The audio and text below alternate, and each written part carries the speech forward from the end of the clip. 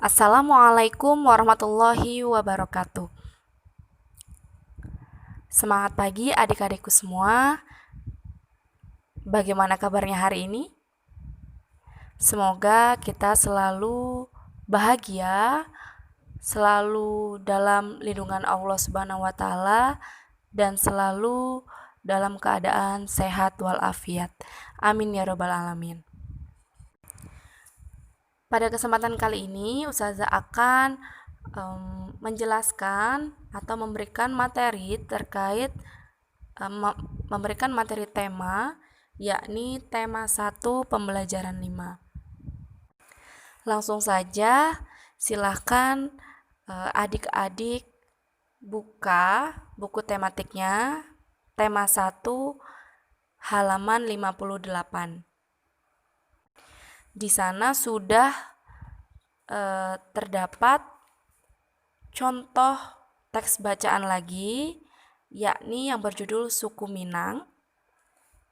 Nah, seperti yang sudah kita pelajari sebelumnya, melalui teks bacaan Suku Minang ini, nantinya kita akan menarik kesimpulan yang manakah gagasan pokok dan yang manakah gagasan pendukung. Untuk menjawab gagasan pokok dan gagasan pendukung dari teks bacaan Suku Minang, adik-adik bisa melihat buku tematiknya halaman 67 di pembelajaran 6. Nah, di sana sudah terdapat kolom-kolom yang bertuliskan gagasan pokok dan gagasan pendukung. Nanti adik-adik bisa menuliskan di situ. Nah, langsung saja kita baca teks bacaan Suku Minang. Suku Minang. Suku Minang adalah kelompok etnis yang terdapat di Provinsi Sumatera Barat. Suku Minang sering disebut sebagai orang Padang atau orang awak. Bahasa daerah suku Minang adalah bahasa Minang. Orang Minang gemar berdagang dan merantau ke daerah lain. Legenda suku Minang yang sangat terkenal adalah Malin Kundang. Siapa yang tidak tahu dengan legenda Malin Kundang? Saya yakin adik-adik semuanya pasti tahu tentang cerita legenda dari Malin Kundang. Nah, Malin Kundang itu merupakan sebuah legenda yang menceritakan anak yang durhaka terhadap ibunya dan kemudian dikutuklah menjadi batu.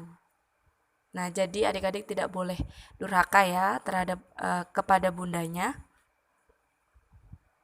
Oke, kita lanjut ke gagasan pokok dan gagasan pendukung. Nah, dari teks bacaan Suku Minang di paragraf 1, yang manakah gagasan pokoknya dan yang manakah gagasan pendukung? Ya, benar. Gagasan pokoknya adalah suku Minang adalah kelompok etnis yang terdapat di Provinsi Sumatera Barat. Kemudian, gagasan pendukungnya yang mana? Ya, gagasan pendukungnya dimulai dari suku Minang sering disebut sebagai orang Padang atau orang awak. Kemudian gagasan pendukung yang kedua, bahasa daerah suku Minang adalah bahasa Minang. Gagasan pendukung yang ketiga, orang Minang gemar berdagang dan merantau ke daerah lain. Dan gagasan pendukung yang keempat, legenda suku Minang yang sangat terkenal adalah Malin Kundang. Kemudian kita lanjut ke paragraf selanjutnya, yaitu paragraf 2. Suku Minang mempunyai rumah adat yang sangat khas, yang disebut rumah gadang. Nah, rumah gadang, kita bisa lihat tuh bentuknya rumah gadang di halaman selanjutnya ya, itu adalah bentuk rumah gadang. Nah, kemudian kita lanjutkan bacaannya. Rumah gadang ini terbuat dari kayu dan mempunyai bentuk dasar seperti balok. Lengkung atap rumahnya sangat tajam seperti tanduk kerbau, sedangkan lengkung badan rumah landai seperti kapal. Atap rumah terbuat dari ijuk. Bentuk atap rumah yang melengkung dan runcing ke atas disebut gonjong. Karena atapnya berbentuk dari gonjong, maka disebut rumah bagonjong. Nah, yang manakah gagasan pokok? Gagasan pokoknya adalah suku Minang mempunyai rumah adat yang sangat khas, disebut rumah gadang. Kemudian gagasan pendukung yang mana? Gagasan pendukungnya dimulai dari rumah gadang ini terbuat dari kayu dan mempunyai bentuk dasar seperti balok sampai ke kalimat terakhir, yakni karena atapnya berbentuk gonjong maka disebut rumah bagonjong. Nah, itu merupakan gagasan pendukung dari paragraf 2. Kemudian kita lanjutkan ke paragraf 3. Suku Minang mempunyai alat musik tradisional Minang yang disebut talempong. Talempong dimainkan dengan cara dipukul. Alat musik khas Minang lainnya adalah saluang. Saluang ini dimainkan dengan cara ditiup. Gagasan pokoknya adalah suku Minang mempunyai alat musik tradisional Minang yang disebut talempong, atau bisa juga disingkat. Alat musik tradisional Minang disebut juga talempong. Kemudian gagasan pendukungnya adalah talempong dimainkan dengan cara dipukul. Gagasan pendukung kedua, alat musik khas Minang lainnya adalah saluang. Dan gagasan pendukung yang terakhir adalah saluang ini dimainkan dengan cara ditiup. Kemudian paragraf selanjutnya, suku Minang juga memiliki banyak jenis tarian. Di antaranya tari pasembahan dan tari piring. Tari pasembahan biasanya ditampilkan dalam pesta adat. Gagasan pokoknya adalah suku Minang memiliki banyak jenis tarian. Nah, gagasan pendukungnya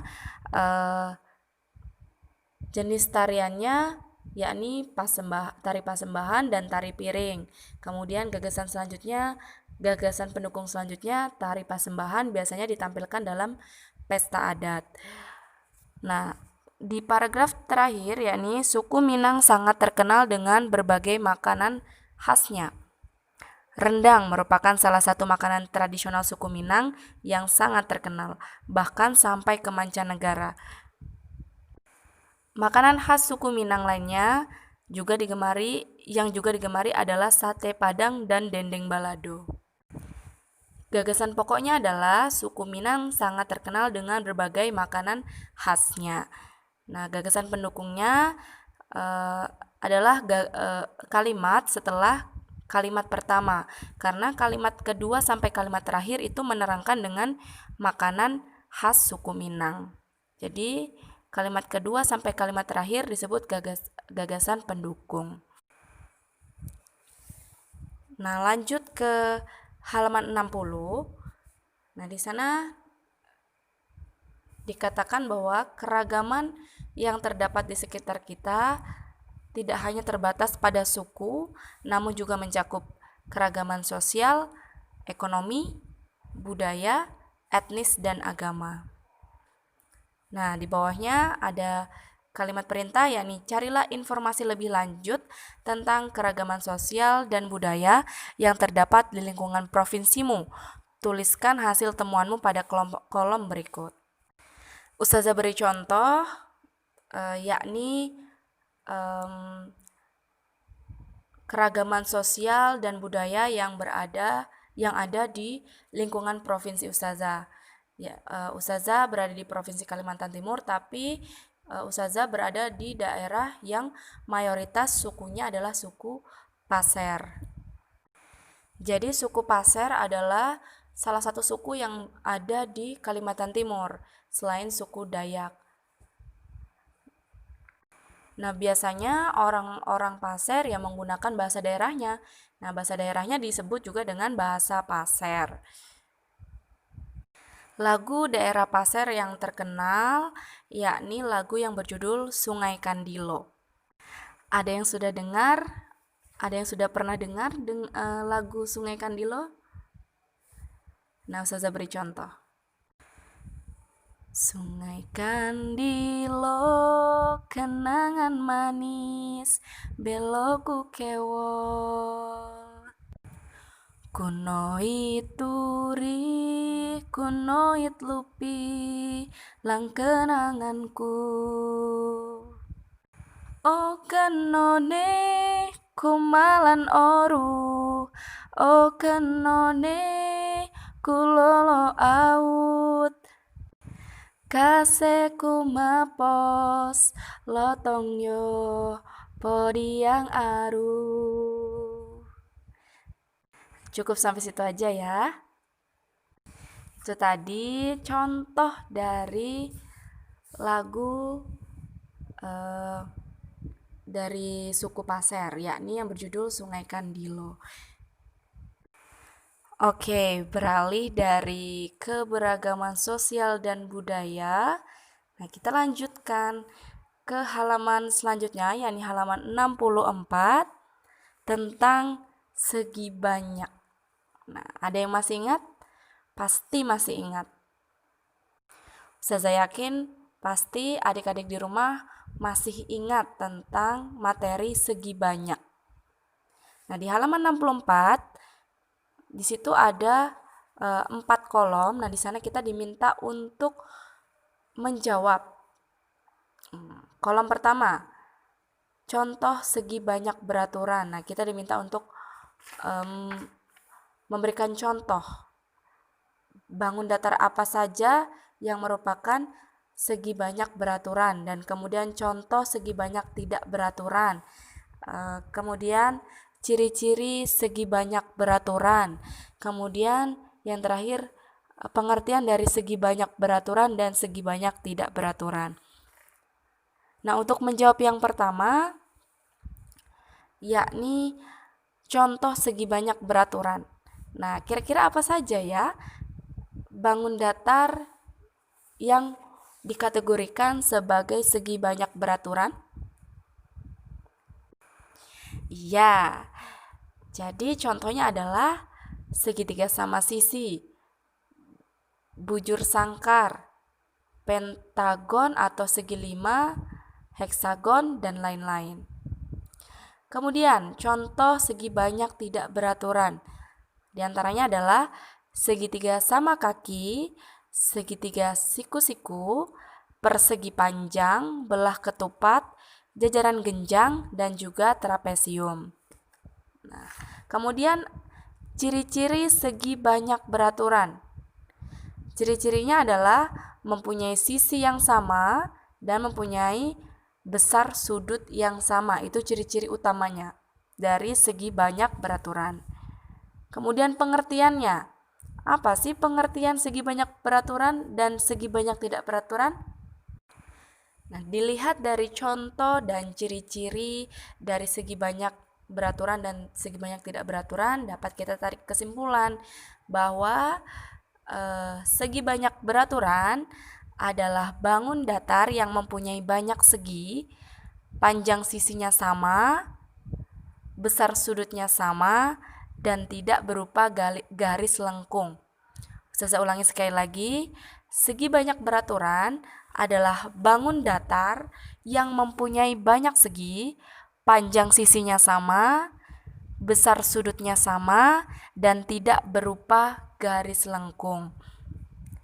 Kemudian segi banyak tidak beraturan, pengertiannya adalah bangun datar yang panjang sisinya tidak sama dan besar sudutnya tidak sama. Saya ulangi sekali lagi, pengertian dari segi banyak tidak beraturan adalah bangun datar yang panjang sisinya tidak sama dan besar sudutnya tidak sama. Itu tadi kilas info atau informasi singkat terkait segi banyak. Saya yakin sekarang adik-adik di rumah sudah semakin paham tentang segi banyak karena sudah sering kita ulang-ulangi dalam belajar tentang segi banyak. Sekarang kita lanjutkan ke halaman 66, pembelajaran 6. Nah, Di sana tertera gambar rumah gadang atau ini terkait dengan suku Minang. Nah, berhubung kita tadi sudah menjawab di audio sebelumnya, yakni menjawab gagasan pokok dan gagasan pendukung. Ya, sudah kita jawab ya dari halaman 67 sampai halaman 71. Oke, mungkin cukup sekian materi tema 1, pembelajaran 5 dan pembelajaran 6. Jika ada yang masih dibingungkan dan ingin ditanyakan, silahkan menghubungi Ustazah melalui WhatsApp pribadi atau juga bisa melalui WhatsApp group. Tetap semangat, tetap jaga kesehatan, tetap melakukan social distancing, tetap mengikuti aturan protokol kesehatan, dan Ustazah akhiri, syukron, wassalamualaikum warahmatullahi wabarakatuh.